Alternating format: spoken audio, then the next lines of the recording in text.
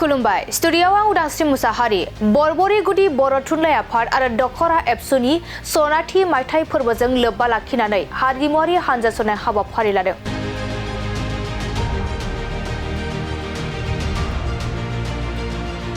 बरबरी गुदि बर' थुनलाइ आफाद आरो बरबरी दखरा एबसुनि सनाथि मायथाइ फोरबो फालिथायनि दिनै जोबथा सान। नंगौ बरबरी गुदि बर' थुनलाइ आफाद आरो दखरा एबसुनि सनाथि मायथाइ फोरबोजों लोब्बा लानानै दिनै जोबथा सानाव हारिमुआरि हानजासनाय हाबाफारि लादों।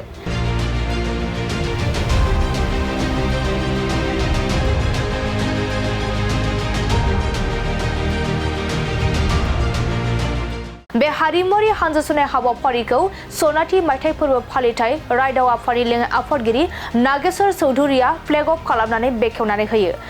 बरबरी गुदि बर' थुनलाइ आफाद आरो दखरा एबसुनि सनाथि मायथाइ फोरबोजों लोब्बा लाखिनानै लानाय बे हारिमुआरि हानजासनायाव बिथांमोना बर'नि बायदि हारिमु हिन्जाव गोदान लायनाय, माइ आबाद फोथारनिफ्राय माइनाव लायनाय, ना गुरनो थांनाय, बाथौ धोरोम, मोसानाय, बर'नि गाननाय जोमनाय आरो गुबुन गुबुन हारिमुफोरखौ दिन्थिफुंनायखौ नुनो मोनो। हानजासनाय हाबाफारियाव बरबरी ओनसोलनि गोबां फरायसुला फरायसुलिफोरजों लोगोसे गोबां लाइमोन सेंग्रा सिख्ला आरो रायजो राजाफोरखौ बाहागो लानायखौ नुनो मोननाय जायो।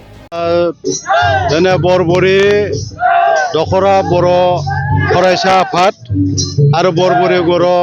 बर' थुनलाइ आफादनि थांनाय 1971 मायथाइयाव गायसनजादोंमोन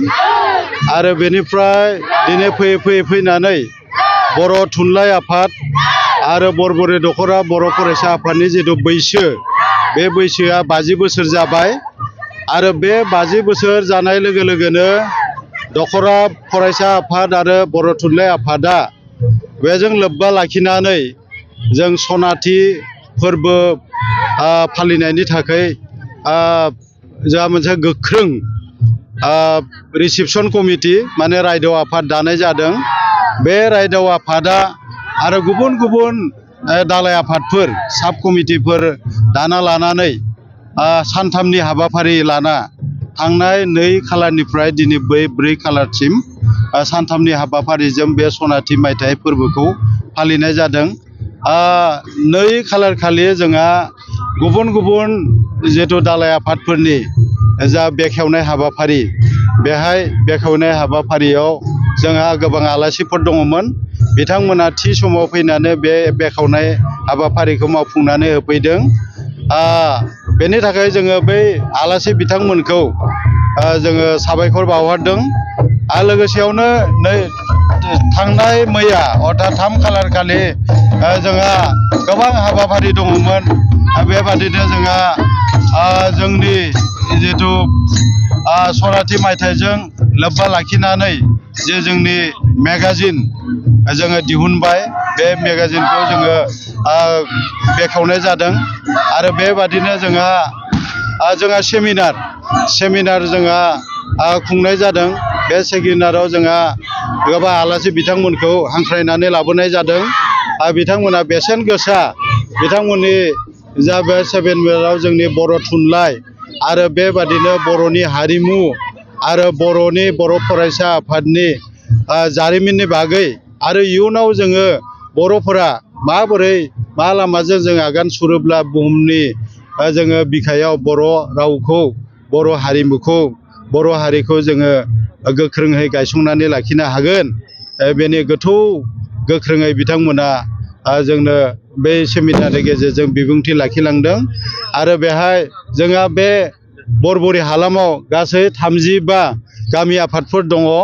बे 35 गामि आफादनिफ्राय गाजा गोमजायै बयबो बर' फिसाफोरा फैनानै बेवहाय जोंहा बे हाबाफारियाव मोनफ्रोमबो हाबाफारियाव बाहागो लाफैदों आरो बेनि अनगायैबो जोंहा बे हालामाव थानाय गुबुन गुबुन हारि हारिसाफोर जेरै असमिया बेबादिनो नेपालिफोर दङ बा गुबुन हारिनि जोंहा बै सरनिया बिथांमोन दङ, मदाहि हारिसा बिथांमोन दङ। बिथांमोनाबो फैनानै जोंहा बाहागो लाफैदों आरो मोनफ्रोमबो गामिनिफ्राय जोंहा रायजो राजाफोरा अनसुंथाइ हरनानै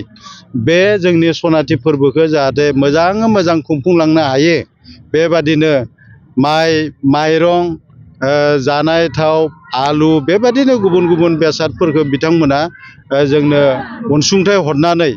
आरो जाय जेसेबां हागौ एसे एला रांनिबो अनसुंथाइ हरदों आरो गोबां जोंनि संगठनफोरा बेबादिनो अनसुंथाइ हरनानै जोंनि बे सनाथि फोरबोखौ मोजाङै मोजां खुंफुंलांनायाव हेफाजाब आरो मदद होफैदों। बेनि अनगायैबो जोंहा बिटिसिनि खुंगिरि बिथांमोन लोगोसे जोंहा MLA आरो मन्त्रि जोंनि बे सापागुरि समस्तिनि जोंहा मिनिस्टार आरो केबिनेट मिनिस्टार उरखाव ब्रह्म बिथांमोननि जिथु मदद अनसुंथाइनि गेजेरजों आरो लोगोसे बरमा समस्तिनि जोंहा MLA भुपेन बर' बिथाङानो जोंनि बे सनाथि फोरबो फालिथाय बे जिथु जोंनि रायदाव आफादनि आफादगिरि बिथाङाबो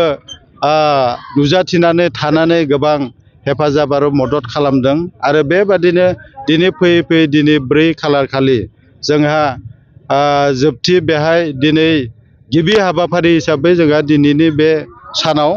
जोंहा हारिमुआरि जिथु हानजा सुरनाय हाबाफारि दङमोन जोंहा बेहाय 35 गामि आफादनिफ्राय गुबुन गुबुन आयदायाव बिथांमोना बर' हारिनि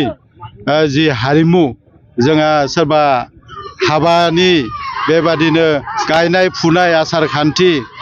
बेबादिनो मेथाइ रोजाबनाय मोसानाय बेबादि गुबुन गुबुन हारिमुफोरखौ बिथांमोना लाना फैनानै दिनै दिन्थिफुंदों। बेनि थाखाय जोंहा मोन 35 बे गामि आफादनि रायजो राजा बिथांमोनखौ जोङो रोजा रोजा साबायखर बावहरनाय जादों आरो जोंहा बे हारिमु हान्जा सोरनाय हाबाफारिया मोजाङै मोजां जाफुंनानै थांबाय। बेनि उनाव जोंहा गेवलां मेल दङ आरो गेवलां मेलाव जोंहा गोबां जोंहा हांख्रायनानै लाबोनाय मानव गिदिर आलासि बिथांमोना दङ बिथांमोना फैगोन आरो बेनि उनाव गेवलां मेल जोबनानै थांनायनि उनाव जोंहा बान्था बे सनाथि फोरबो जिथु फालिथायजों लोब्बा लाखिनानै जोंहा गोबां माने गेलेनाय बिफानाव बेबादिनो हारिमु आयदायाव मोसानाय मेथाइ रोजाबनाय बेबादिनो भलिबल बेबादिनो गोबां गेलेनायफोरनि जोंहा बादायलायनाय जादोंमोन। बे बादायलायनायनि जिथु बान्था बे बान्थाखौ जोंहा बे गेवलां मेलनि माने जोबनायनि उनाव जोंहा रायजो आफादनिफ्राय बेखौ राननानै होनाय जागोन। दा बेबादिनो जोंहा आफा इसोरनि खाथियाव जों आर'ज गाबो जोंहा जे आरो थाबावनाय जि हाबाफारि दङ